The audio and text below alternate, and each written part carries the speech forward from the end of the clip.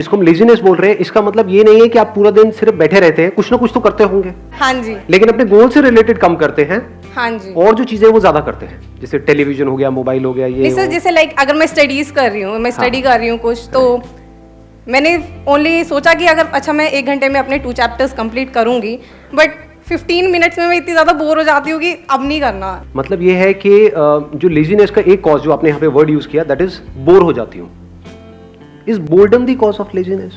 कि जब हम कुछ बोरिंग करते हैं तब हम लेजी होते हैं, या जब कुछ इंटरेस्टिंग करते हैं तब भी हम लेजी होते हैं? जैसे आज का सेशन यहाँ पे आना इंटरेस्टिंग लग रहा था या बोरिंग लग रहा था? आपके पेरेंट्स ने जबरदस्ती भेजा है आपको यहाँ पर, या उन्होंने रोकने की कोशिश करी थी फिर भी आप लड़ झगड़ के आ गए? हुआ होगा ऐसा भी किसी न किसी के साथ में, पिट पिटा के आए हैं, चाटे वाटे खा के आए हैं, व्हाटएवर। नींद कितनों को ढंग से नहीं आई? मतलब एक्साइटमेंट था, सुबह अपने आप अलार्म से पहले उठ गए। तो क्या हमको समझ आ रहा है, जिस काम में हमारा इंटरेस्ट होता है वहां पे हम कभी लेजी नहीं होते।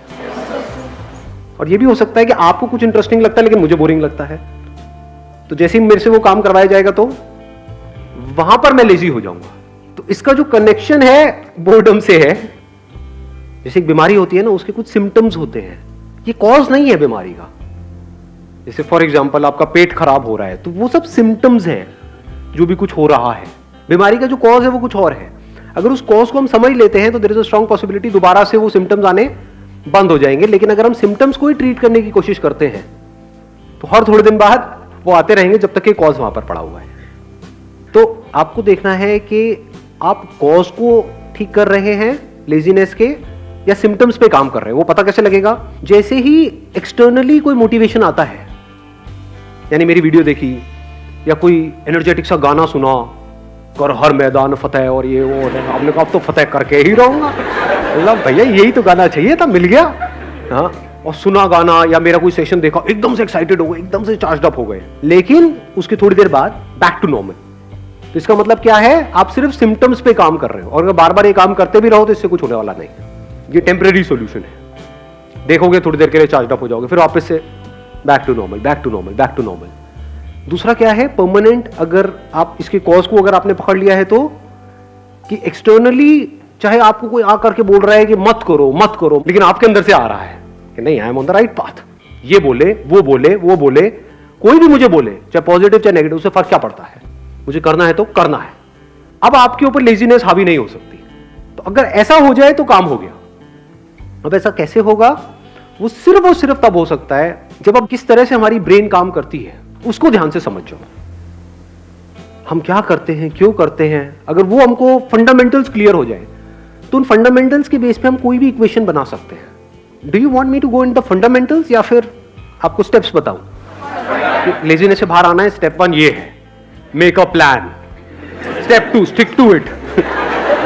Step 3 even if you don't stick to it, again stick to it. खत्म। आप कहोगे हाँ ये बढ़िया है, होना आना कुछ नहीं है। तो थोड़ा सा इसको डीपली समझने की कोशिश करते हैं।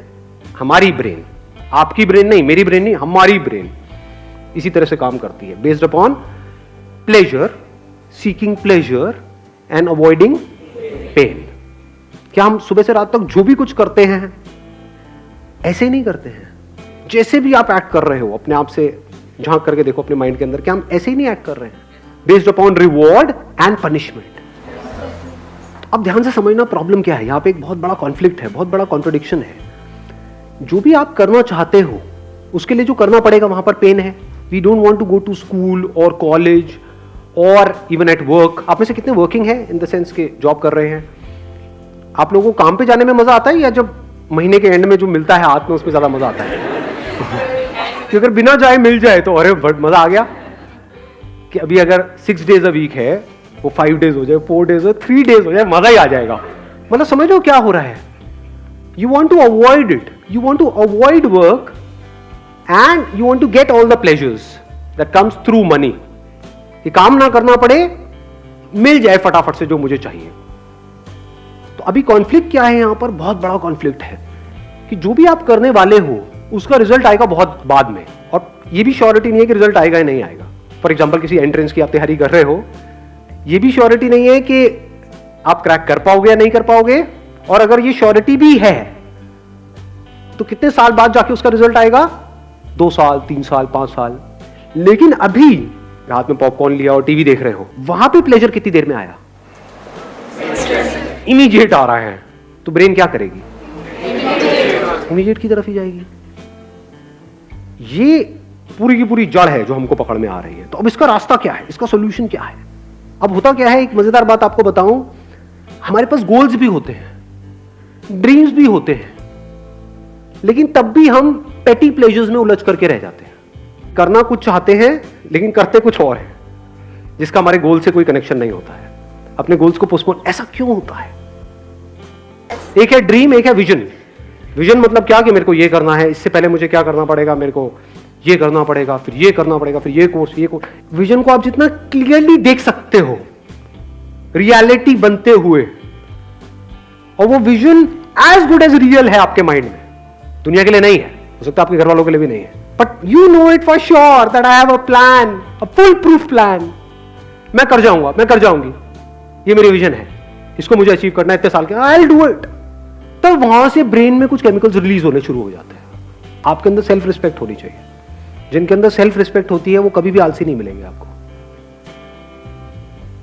सेल्फ रिस्पेक्ट का मतलब क्या, कि मैं 18 साल से ऊपर हो गया हूं। आप में से कितने हैं जो 18 साल से ऊपर हैं?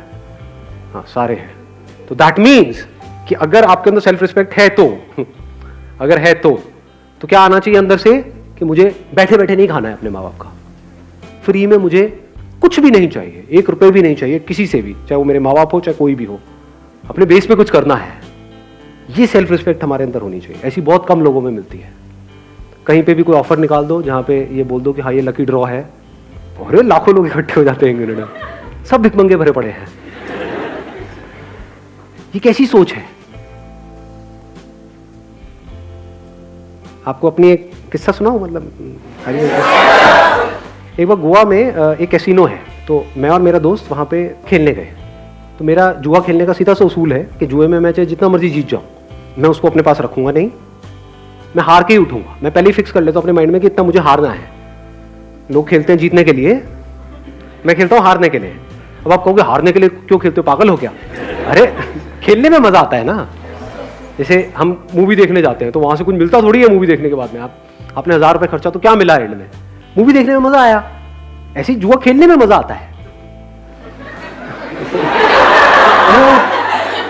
कभी कभी, रोज नहीं। तो सोचोगे जुआरी बैठा हूँ मैं। तो रूले एक गेम होती है, वो पता है आप लोगों को? उसमें नंबर्स होते हैं बहुत सारे, उसमें नंबर्स पे पैसा लगाना होता है। तो खेल रहे, पहले दिन खेले, वहां से मैंने शुरू किया था 2000 रुपए से, जीते जीते 20-25 हजार रुपए हो गए। अगले दिन फिर खेले, और वो दोस्त मेरा दूसरा जो साथ में था वो हारे जा रहा, रोए जा रहा। उस दिन पूरा दिन ही खराब, मतलब मैं क्या यार, मैं 15,000 रुपए डाउन हो गया, ये हो गया, मतलब ये हालत चल रही है उसकी।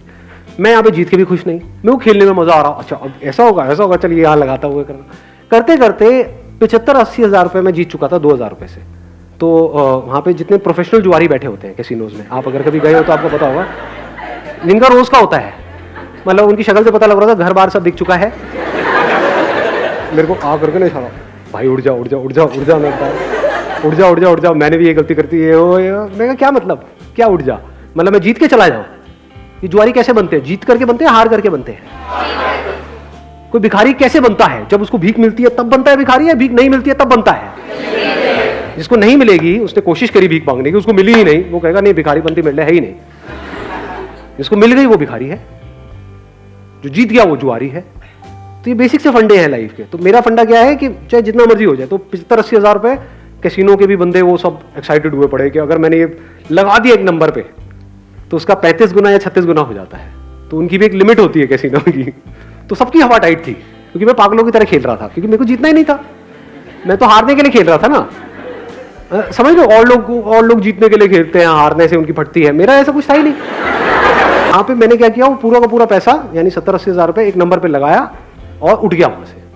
उस नंबर के आने की प्रोबेबिलिटी क्या थी? 1:35। तो सारे में कोई नहीं इसमें तो कुछ तो रख ले, चल होटल का खर्चा ही निकल जाएगा। पागल है क्या, होटल का खर्चा, मैं जुए के पैसे से होटल का खर्चा निकालूंगा, जुआरी हूं क्या? तो वहां पे रखा और मैं उठ करके बाहर चला गया।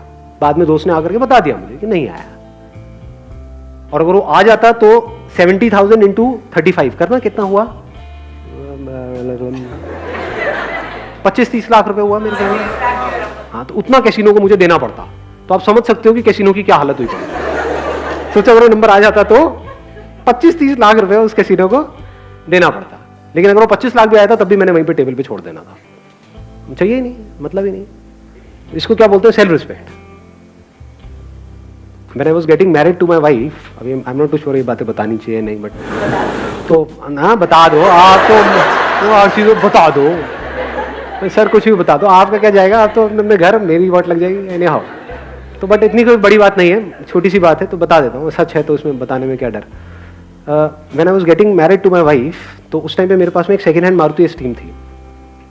तो मेरे को उड़ती उड़ती खबर आई कि वो मेरे को होंडा सिटी देने का कुछ प्लान कर रहे हैं। अगले दिन मैं अपने ऑफिस में गया, जितनी भी मेरी सेविंग्स थी वो सारी निकाली मैंने यहाँ से वहाँ से करके, और फाइनेंस करा ली एक होंडा सिटी। अगले दिन ही ले आया। मतलब मैं कहा, आप दो किसको दोगे? लाइफ का फंडा सिंपल, किसी से भी 1 रुपये भी लेना नहीं है। मर जाऊंगा लेकिन अपनी सेल्फ रिस्पेक्ट पे कॉम्प्रोमाइज नहीं करूंगा। अब ऐसे बंदे जो डाउरी आज कहने के लिए इलीगल है इंडिया में, लेकिन आज भी बहुत लोग हैं जो खुल्लम खुल्ला ये सारे काम कर रहे हैं। अब उन बेशर्मों को मतलब क्या ये सेशन उनके लिए है? सोचो। अब वो बंदा आकर के पूछेगा, सर मेरा आलस कैसे खत्म हो? अबे तू पहले दहेज देने के बारे में तो बंद कर सोचना। हाँ, बैठे बैठे फ्री का खाने के चक्कर में है, तूने किया क्या उसके लिए जो भी तुझे मिला? तो पहले आपको अपने आप से पूछना है, मैं क्या कर रहा हूं? यहाँ पे स्क्रीनिंग कर रहा हूं। अगर आपके अंदर सेल्फ रिस्पेक्ट है ही नहीं, यानी आपको फ्री में कहीं से कुछ मिल जाता है तो आप बड़े खुश हो जाते हो, जुए के पैसे से आप बड़े खुश हो जाते हो, दहेज के बारे में सोचते रहते हो सुबह से रात तक कि हाँ मेरे को कितना मिलेगा, मेरी मार्केट वैल्यू क्या है। अगर इस तरह की आपकी सोच है तो ये सेशन आपके लिए नहीं है। सो ये सेशन किन लोगों के लिए है? जिनके अंदर सेल्फ रिस्पेक्ट है। जब सेल्फ रिस्पेक्ट होती है तो फिर हम रास्ते ढूंढते हैं कि लूंगा तो नहीं किसी से भी 1 रुपए भी, तो अब कैसे, मतलब खुद को लायक बनाना पड़ेगा। तो वहां से लेजीनेस जड़ से खत्म होती है, क्योंकि मैंने आपको बताया ना, माइंड 2 तरह से काम करता है। एक है प्लेजर, सीकिंग प्लेजर, एक है अवॉइडिंग पेन।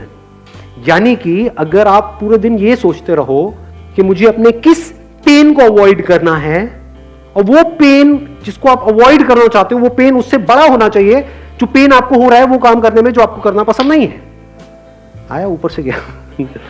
हाँ, पढ़ने में पेन होता है, लेकिन अगर नहीं पढ़े तो इस थॉट से अगर आपको पेन होने लग जाए कि अगर मैं नहीं पढ़ा तो मेरे जो माँ बाप हैं उनकी हालत बद से बदतर होने वाली है, ये सोच करके अगर आपको उससे ज्यादा पेन होता है जितना आपको पढ़ने में होता है तो अपने आप ही पढ़ने लग जाओगे। और दूसरी तरफ से मैंने क्या बोला है कि प्लेजर, यानी ऐसी सेंसेशन अंदर से रिलीज हो वो सोच करके विजन के बारे में जो उससे बड़ी हो, जो छोटी मोटी चीजों में, तो कामयाब हो जाओगे। और क्या कर सकते हो अगर इसको इंटेलिजेंटली यूज करना है? तो बोरिंग इंटरेस्टिंग का भी हमको फंडा समझ आया। तो अगर कोई काम बोरिंग है, अगर उसको इंटरेस्टिंग बनाना आ जाए आपको, या उसको इंटरेस्टिंग तरीके से करो तो भी काम हो गया। जैसे मेरे 11th में मैथ्स में बड़े अच्छे नंबर आए थे। मेरे स्कूल में ज्यादातर बच्चे 11th में फेल हो गए थे मैथ्स में, मेरे बड़े बढ़िया नंबर आए थे। क्यों? क्योंकि हमारे जो मैथ्स के सर थे स्कूल में, उनसे मैं ट्यूशन पढ़ने जाता था, और एक भी ट्यूशन मैंने मिस नहीं करी, एक भी क्लास मिस नहीं करी। क्यों नहीं करी? नहीं इसलिए नहीं कि वो बहुत अच्छा पढ़ाते थे, अरे नहीं नहीं नहीं, क्योंकि आज जो मेरी बीवी है वो भी वहां पढ़ने जाती थी।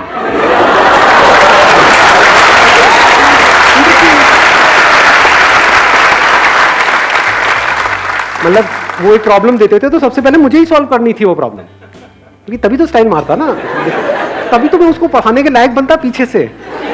तो समझे? नहीं आई बात समझ में? हाँ, मुझे इस लायक बनना था उस टॉर्चरस क्लास में जो मुझे बिल्कुल भी पसंद नहीं थी। ना मुझे वो सर पसंद थे, ना उनके पढ़ाने का तरीका पसंद था, कुछ भी पसंद नहीं था, कुछ और पसंद था। तो बोरिंग से बोरिंग भी क्लास इंटरेस्टिंग हो, एक भी क्लास मैंने मिस नहीं करी। बेटा मैं सर को कहता सर एक्स्ट्रा क्लासेस इतनी मत, सर क्यों नहीं, सर व्हाई नॉट। दिमाग लगाओ ना कि बोरिंग से बोरिंग काम को भी मैं इंटरेस्टिंग से इंटरेस्टिंग कैसे बनाऊं। ऐसा कौन सा ट्यूशन सेंटर है इस सब्जेक्ट के लिए यहाँ, इसके लिए यहाँ, इसके लिए यहाँ, 5 ही तो सब्जेक्ट हैं, तो 5 अलग अलग चूज करो, अपना काम खत्म हो गई पढ़ाई। अब कहाँ का मोटिवेशन चाहिए जी आपको? अब आपकी माँ बाप आपको रोक पाएंगे वहां पे जाने से? अब ये नहीं कि सारी यही हरकतें करने लग जाए। सारे मजनू बचे हैं, पढ़ाई लिखाई होनी नहीं। But I am just giving an idea. मैंने आपको क्या बोला अभी, अगर आपने ध्यान से सुना है तो, I am talking about the fundamentals. अब इन फंडामेंटल्स को आपको कैसे यूज करना है वो आपके ऊपर है। ज्यादातर हमारा दिमाग क्या चलता है, आइदर और में चलता है।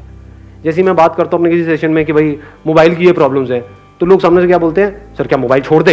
अरे अबे खच्चर, अबे घोचू, मैंने कब कहा कि मोबाइल छोड़ दे? और मोबाइल क्यों छोड़ना है? बट उसकी अगर आपको प्रॉब्लम समझ आएगी तो चांसेस है कि उसकी वजह से जो प्रॉब्लम हो रही है वो कम हो जाए आपकी लाइफ में थोड़ी सी। वो आपको देखना है कि आपको कम करना है, छोड़ना है, या जैसे चल रहे हो वैसे ही चलना है। That is your call.